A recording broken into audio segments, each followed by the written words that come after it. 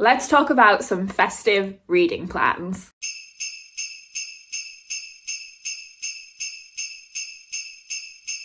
I am definitely someone that likes to read seasonally. So at Halloween, I like to try and read some spooky reads. And then when it comes up to December and us entering into the festive period, I definitely want to read some like snowy, Christmassy books. I have picked out 5 books that fit into that theme, plus a stack of rereads, and you'll understand why I say stack when we get to them. I've picked these books off my shelves as ones that I would like to read in the run-up to Christmas Day. So I don't think I'm going to be reading these books like bam, bam, bam, one after the other in the run-up to Christmas. I think they will be scattered amongst other reading in the month, because I definitely don't want to read like exclusively festive books in the month. I think that would lead to like some Christmassy fatigue in my reading. So I want to scatter it amongst non-Christmassy things as well. But I would love to try and read all of these books in the month, and I think that should be achievable based on the kind of books that they are. So I've 1 adult romance, 2 young adult romances, and then a couple of like middle grade books as well, and then the rereads are all books for grown-ups, I suppose, but we'll talk about those when we get there. So I'll start things off with the adult romance, and I have Make the Season Bright by Ashley Herring Blake, and this is the Illumicrate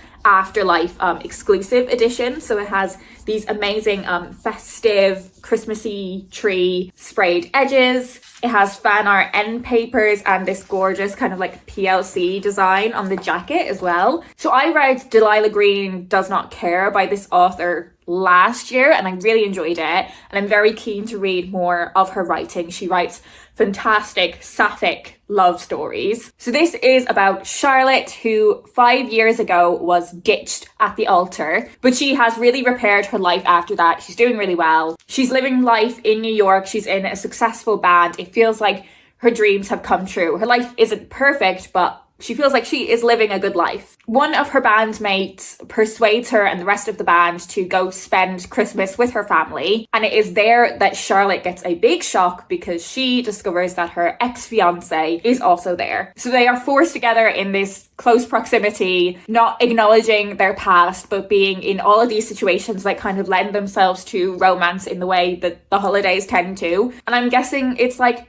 a second chance romance between these two characters. So very excited to have some sapphic love in my Christmassy reading. Speaking of which, here's another one, but this one's for young adults. This is Make My Wish Come True by Rachel Lippincott and Alison Derrick. So this is about Arden James, who is a Hollywood actor, but she has this bit of like a bad girl reputation. And in order to land her dream role, she has to sort of cultivate this new, more kind of wholesome image. She goes back to her hometown for the Christmas, and I love that. I love when people go back to their hometown for Christmas. It just ticks so many boxes for me in terms of romance tropes at this time of year.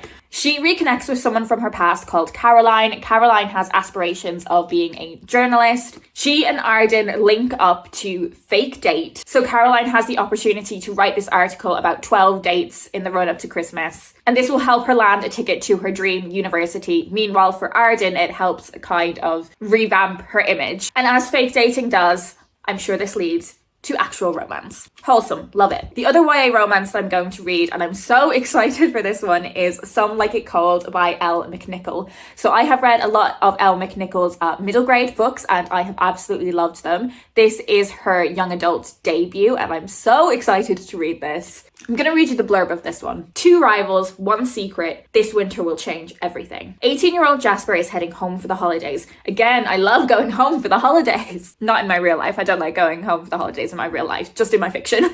Arthur, a budding filmmaker and longtime thorn in Jasper's side, is looking for a story worthy of the big screen. And the return of the small town's golden girl could be just the one he's been searching for. But Jasper is back for just one reason: to say goodbye.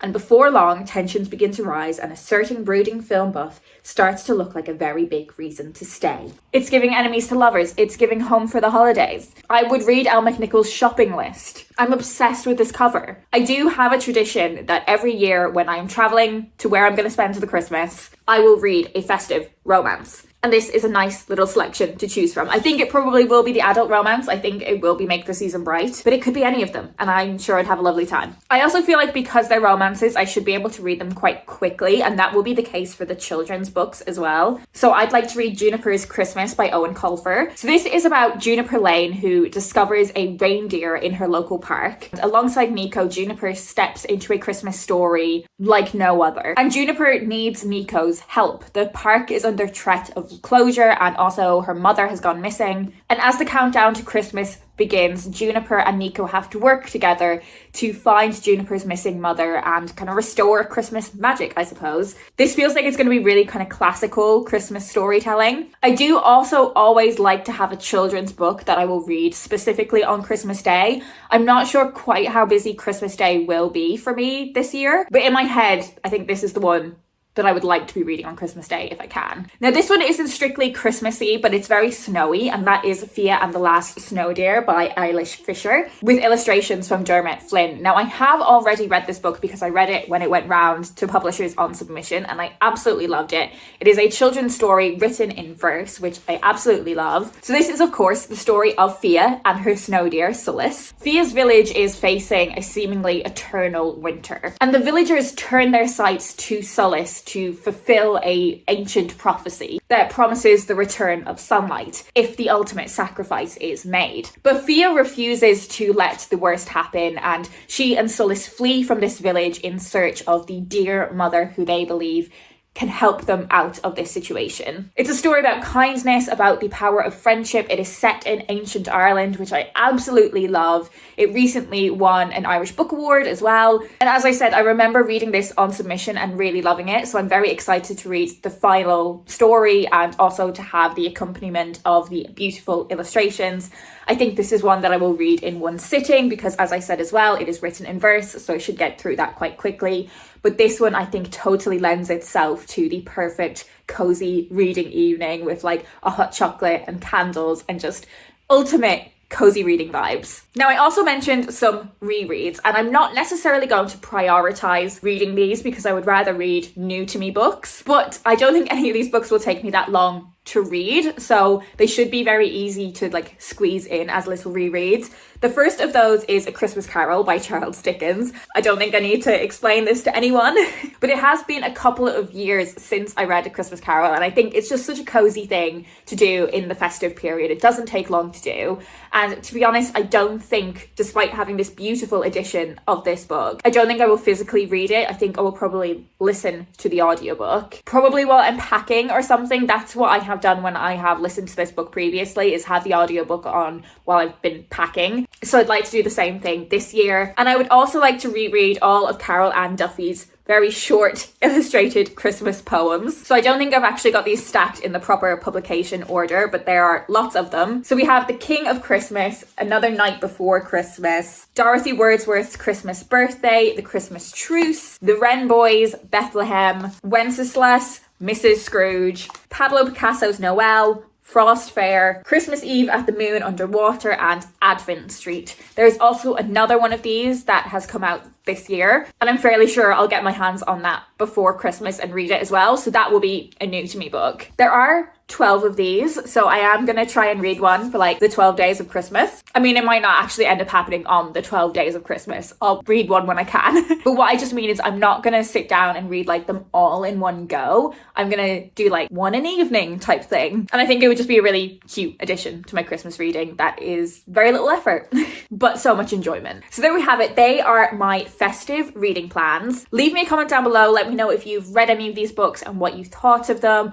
Are you someone that tries to seasonally theme your reading? Are you going to be reading any festive Christmas books around this time of year? Let me know down below in the comments. I hope you have a peaceful Christmas. I know Christmas isn't easy for everyone. It's a time of year that I struggle a lot with, so I do try and find as much joy in the season as I can, because I find kind of actual Christmas Day really quite difficult and challenging. So my thoughts are with you if you are also someone that experiences that, and whatever you are doing over the festive period, I hope it is peaceful and lovely, and I hope you enjoy your reading. That's it from me, and I will speak to you in my next video.